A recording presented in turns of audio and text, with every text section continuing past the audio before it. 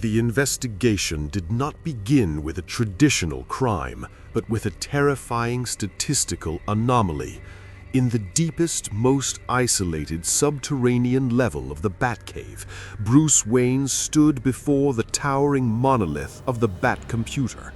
For 6 months, he had been tracking a phenomenon that world intelligence agencies had dismissed as a series of unrelated tragedies. London, Kartsa, Rome, Mexico City. Batman's voice was a low, mechanical rasp echoing against the jagged cave walls. In every instance, a historic site of worship became a silent zone exactly 48 hours before a total massacre or mass catatonia. No theft, no political motive, just an absolute erasure of the human spirit. He swiped a gauntlet across a holographic display. Forensic photos from a desecrated abbey in London filled the air. The images were haunting. Parishioners sat in pews, eyes wide and clouded with white film, their hearts stopped by sheer neurogenic shock. There were no marks on them, but the walls were weeping a thick, non-Newtonian fluid, a black, oily bile that seemed to pulse in time with a slow, subterranean heartbeat. The Vatican's secret archives call it the Marquis of Snakes, but the data shows a localized atmospheric shift, a temperature drop of 15 degrees, followed by a surge in low-frequency infrasound, specifically 19 hertz, the ghost frequency. It induces feelings of dread, cold, and sorrow in the human brain. Someone or something is using sound and shadow as a precision weapon. "And now, Master Bruce," Alfred asked, his voice trembling slightly as he looked at the black bile on the screen. "Now it has arrived in Gotham, St. Jude's Basilica." St. Jude's stood as a crumbling Gothic sentinel in the heart of old Gotham. It was a place of fading glory, draped in heavy ivy and the soot of a century. As Batman landed on the roof, the gargoyles seemed to watch him with more than their usual stone-eyed indifference. The air was stagnant, smelling of dead lilies and ozone. Batman's cowl whirred as he switched to multispectral analysis. The sanctuary was a graveyard of energy signatures. Jagged tears in the infrared spectrum hung in the air like open wounds. He dropped through a high window, landing silently on the marble floor. "I know you're here," Batman shouted into the hollow nave. "I've mapped your movements. I've analyzed your residue." From the absolute darkness of the altar, she emerged. Valak did not walk, she glided, the floorboards beneath her habit not even groaning under her weight. Her face was a pale, rotting mask of a nun, but her eyes, piercing, glowing amber pits, held a predatory intelligence that felt older than the city itself. Batman acted with tactical precision.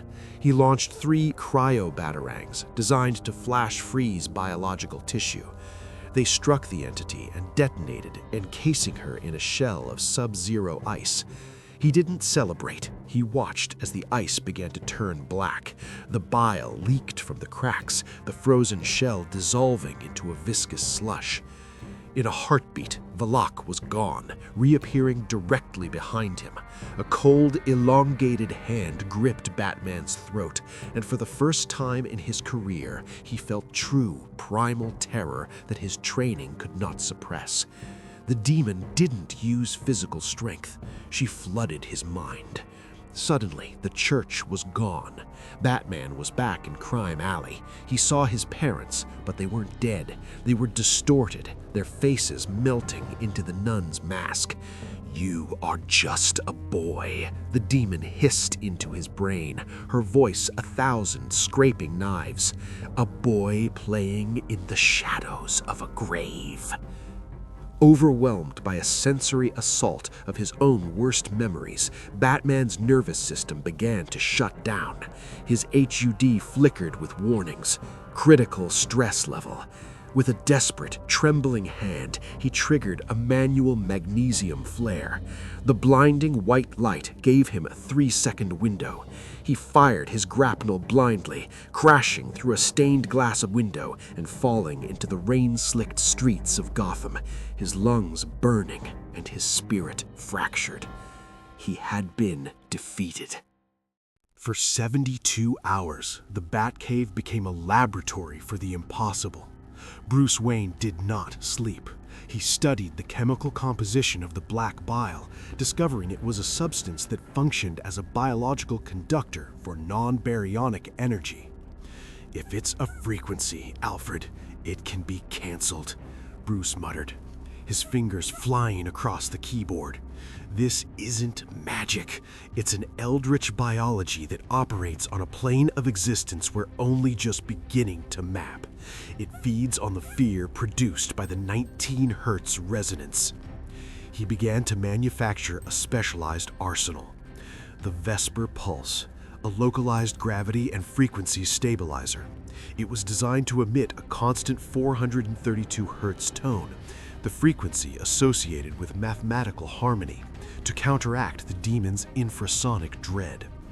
Silver nitrate bat darts, tipped with a highly concentrated solution of silver nitrate designed to act as a spiritual grounding wire, forcing the entity into a physical, vulnerable state.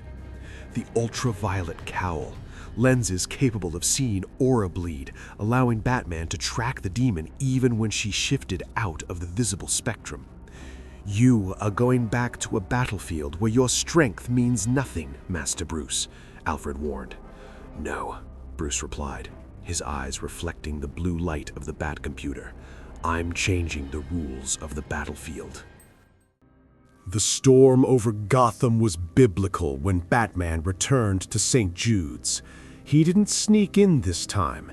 He blew the heavy oak doors off their hinges with a thermite charge, the fire illuminating the desecrated interior and momentarily driving back the unnatural shadows.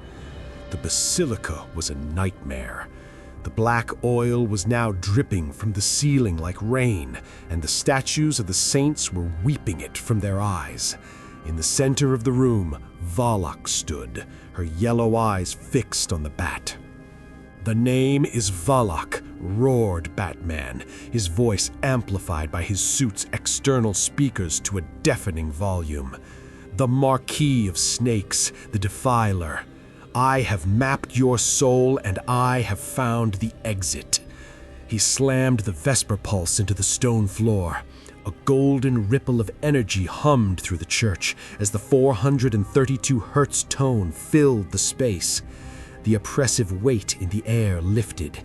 The illusory shadows around Valak shattered like brittle glass. The demon shrieked, a sound of genuine physical pain as she was forced into a solid corporeal form. Batman lunged. He was no longer fighting a ghost. He was fighting a monster. He used a flurry of strikes, his gauntlets reinforced with silver microfibers that sizzled on contact with the demon's skin. Valak struck back, her claws raking across his chest plate, leaving deep gouges in the reinforced Kevlar. The battle moved from the sanctuary into the ancient catacombs beneath the church. It was a narrow, claustrophobic maze of human remains and damp earth. Valak used the shadows to teleport, trying to flank Batman, but his new ultraviolet cowl tracked her aura bleed with pinpoint accuracy.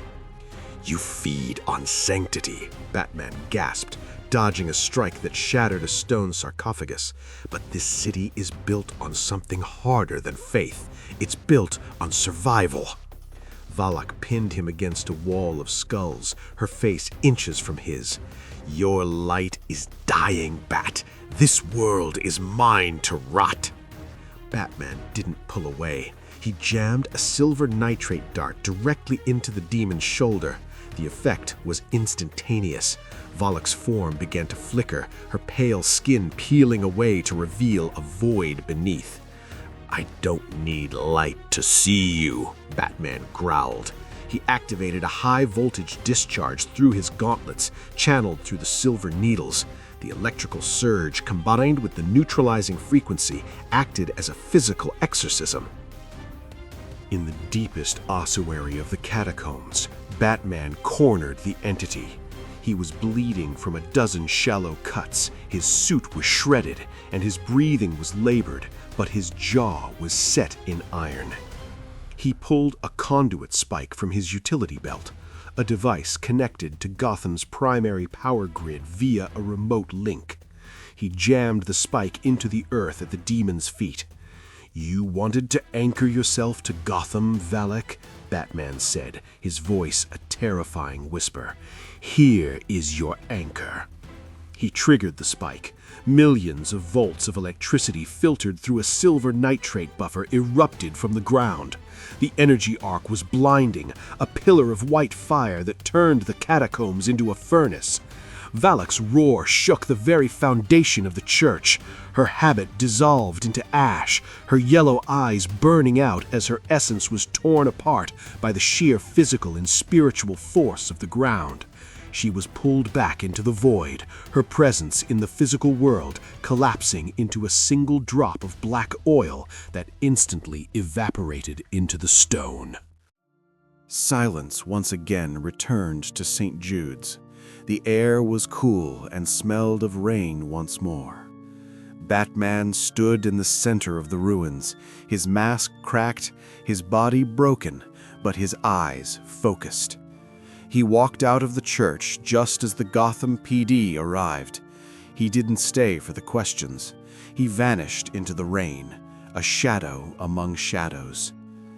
Back in the cave, Bruce sat in the dark watching a small vial of captured black bile on his desk. "Is it over, sir?" Alfred asked, placing a hand on his shoulder. "The demon is gone," Bruce said softly.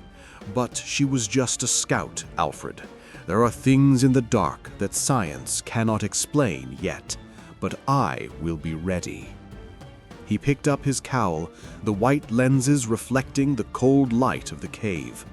The war for Gotham's soul was far from over, but the Batman had proven that even the devil himself could be hunted.